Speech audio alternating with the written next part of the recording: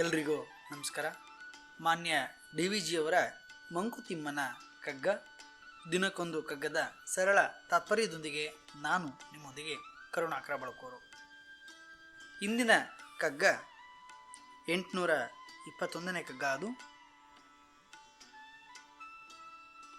ಏನೇನು ಹಾರಾಟ ಸುಖಕ್ಕೆಂದು ಲೋಕದಲ್ಲಿ, ಏನೇನು ಹಾರಾಟ ಸುಖಕ್ಕೆಂದು ಲೋಕದಲ್ಲಿ, ತಾನಾಗಿ ಗಾಳಿಯೋಲ್ ಬಂದ ಸುಖವೇ ಸುಖ, ತಾನಾಗಿ ಗಾಳಿಯೋಲ್ ಬಂದ ಸುಖವೇ ಸುಖ, ನೀನೇ ಕೈ ಬೀಸಿಕೊಳೆ ನೋವು ಬೆವರುಗಳೇ ಫಲ, ನೀನೇ ಕೈ ಬೀಸಿಕೊಳೆ ನೋವು ಬೆವರುಗಳೇ ಫಲ, ಮಾಣು ಮನದುಬ್ಬಸವ, ಮಾಣು ಮನದುಬ್ಬಸವ ಮಂಕುತಿಮ್ಮ. ಬಂಧುಗಳೇ, ಈ ಜಗತ್ತಿನಲ್ಲಿ ಪ್ರತಿಯೊಂದು ಜೀವಿಗಳು ಬದುಕ್ತವೆ. ಆ ಬದುಕಿನ ಒಳಗಡೆ ಒಂದು ಸಾರ್ಥಕತೆ ಇದೆ, ಬೇಕು. ನಮ್ಮ ಬದುಕಿಗೆ ಒಂದು ಸುಂದರವಾದಂಥ ಅರ್ಥ ಬರಬೇಕಾದ್ರೆ ನಾವು ಬದುಕಿನಲ್ಲಿ ತೃಪ್ತಿಯಿಂದ ಬದುಕಬೇಕು. ಆ ಮೂಲಕವೇ ಜೀವನದಲ್ಲಿ ಒಂದು ಉತ್ತಮವಾದಂಥ ಮೌಲ್ಯಗಳನ್ನು ಅಳವಡಿಸಿಕೊಳ್ಳುವ ಮೂಲಕ ನಮ್ಮ ಬದುಕು ಇನ್ನೊಬ್ಬರಿಗೆ ಆದರ್ಶವಾಗಬೇಕು.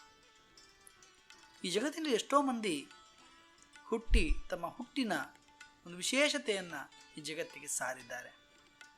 ಅವರವರು ಪಾಲನೆ ಮಾಡಿಕೊಂಡು ಬಂದಿರುವಂಥ ಅವರ ಜೀವನದ ಅತ್ಯುನ್ನತವಾದಂಥ ಆದರ್ಶ ಮೌಲ್ಯಗಳು. ಈ ಪ್ರಪಂಚದ ಒಳಗಡೆ ಲೌಕಿಕವಾಗಿ ನಾವು ಬದುಕುವಾಗ ಅತಿ ಹೆಚ್ಚು ನಾವು ಜೀವನದಲ್ಲಿ ಲೌಕಿಕವಾಗಿಯೇ ನಾವು ಸುಖದ ಬಗ್ಗೆ, ಸಂತೋಷದ ಬಗ್ಗೆ ಹೆಚ್ಚು ಆಸಕ್ತರಾಗಿರುತ್ತೇವೆ. ನಾವು ಸುಖವನ್ನೇ ಹೆಚ್ಚು ಬಯಸ್ತೇವೆ.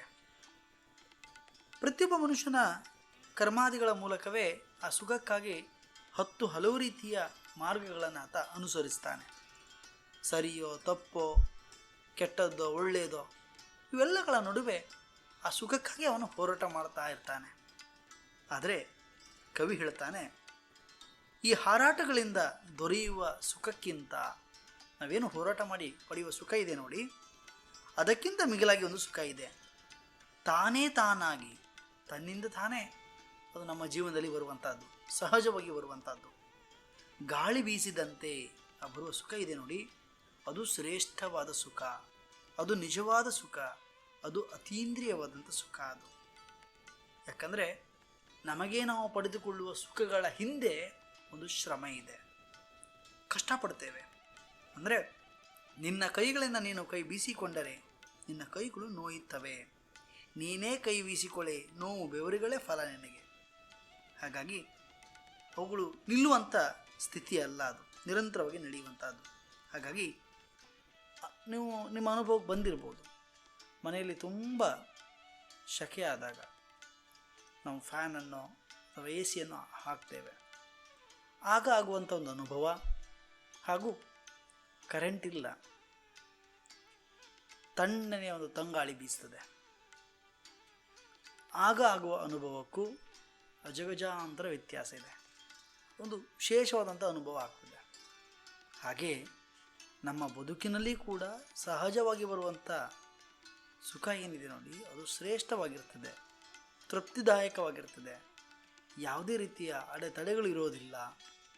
ಹಾಗಾಗಿ ನಮ್ಮ ಆದ್ಯತೆ ಯಾವತ್ತೂ ಕೂಡ ಸಹಜ ಬದುಕಿನತ್ತ ಇರಲಿ ಎಂದು ಕವಿ ಇಲ್ಲಿ ತಿಳಿಸುವುದನ್ನು ನಾವು ಕಾಣಬಹುದು.